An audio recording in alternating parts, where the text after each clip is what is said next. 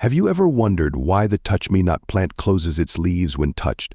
Let's dive into the fascinating world of plant behavior to uncover the mystery. When you touch the leaves of the touch-me-not plant, something amazing happens. It swiftly reacts by folding its leaves inward, as if it's playing a game of hide and seek. This rapid movement is a defense mechanism called Thigmonasty. Thigmonasty is a fancy term for a plant's response to touch or physical disturbance. But why does the touch-me-not plant do this? It's all about survival.